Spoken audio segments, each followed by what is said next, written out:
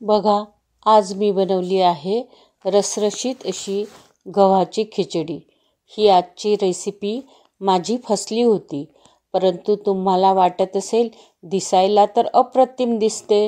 नमस्कार, मी मंगला रुद्राक्षवार। माझ्या किचनमध्ये आपले खूप खूप स्वागत। स्वयंपाकाचा कितीही अनुभव असला तरी काही वेळा रेसिपी अपेक्षेप्रमाणे होत नाही, पण खरा गुण म्हणजेच ती कशी वाचवायची हे माहीत असणे। स्वयंपाकात झालेल्या चुका कशा दुरुस्त करायच्या ही गव्हाची खिचडी स्पेशल टिप्ससह मी तुम्हाला सांगत आहे। ही खिचडी पूर्ण बिघडली होती।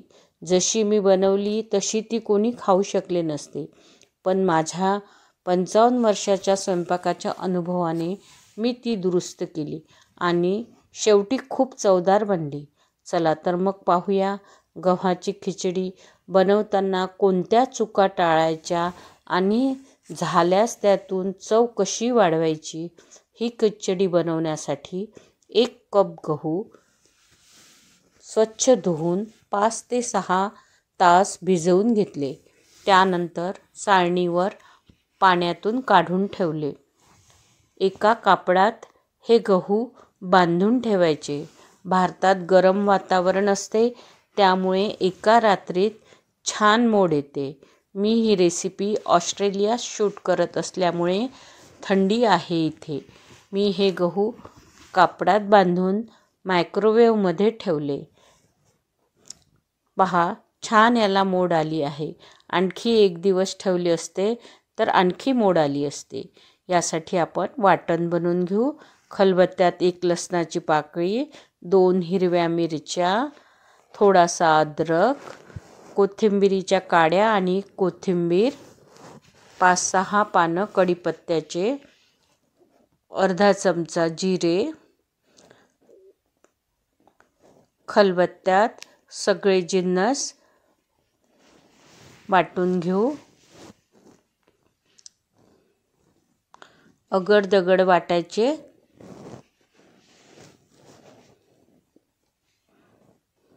हा असा जाडसर ठेचा करून घेतला। आता एक पॅन घेऊ।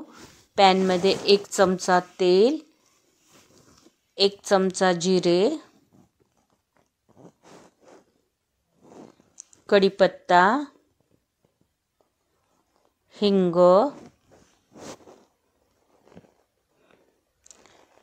1 कांदा बारीक चिरून गुलाबीसर रंगावर परतून घेऊ।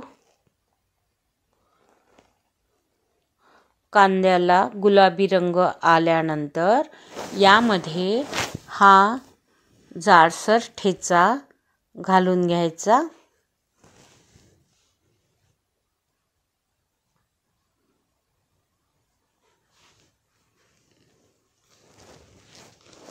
ठेचा घातल्यानंतर परत परतून घेऊ। छान खमंग फोडणी झाली आहे आपली। खूप छान सुगंध दरवळत आहे। आता यामध्ये 1 टोमॅटो घालून घेऊ। तुम्ही तुमच्या आवडीप्रमाणे वेगवेगळ्या भाज्या घालू शकता।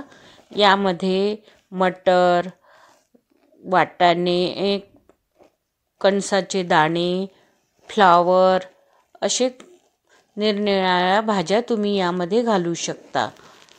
छान टोमॅटो परतून घेऊ। यामध्ये आता तिखट घालू। तिखट आपल्या आवडीनुसार, आपल्याला कितपत झेपते तेवढे घाला। मी 1 छोटा चमचा तिखट घातले। थोडीशी हळद, धने जिरे पूड 1 चमचा, सगळे जिन्नस मिक्स करून थोडे भाजून घेऊ आपण। आता यामध्ये मी हे गहू घातले। ही माझी सगळ्यात मोठी चूक आहे। मला वाटले झाकून शिजवले तर गहू शिजतील, परंतु ही माझी चूक होती। तुम्ही ही चूक करू नका। तुम्ही हे गहू कुकरमध्ये 3 कप पाणी घालून 3 शिट्ट्या येईपर्यंत शिजवून घ्या। मला वाटले गरम पाणी घातले तर हे गहू शिजतील, परंतु तसे झाले नाही. आता आपण यामध्ये 3 कप गरम पाणी घालून घेऊ. 1 कप गहू असेल तर त्याला 3 कप पाणी घालायचे.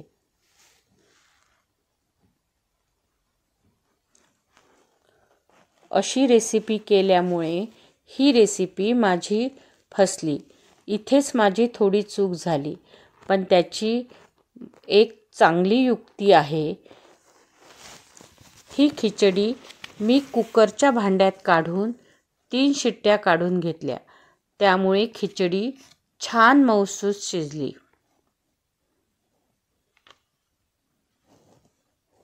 पहिले मी गरम पाणी घालून झाकण लावून शिजवून घेतली होती.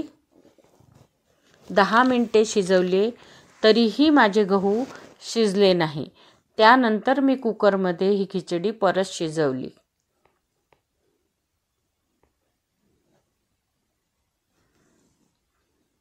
तुम्ही पहिलेच गहू शिजवून घ्या.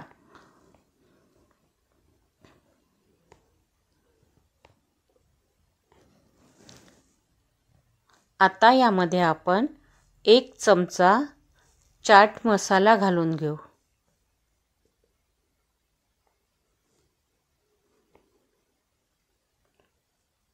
चाट मसाल्याने याला छान चटपटीत चव येते. चवीनुसार मीठ, थोडंसं निंबूचा रस आणि 1 चमचा गूळ.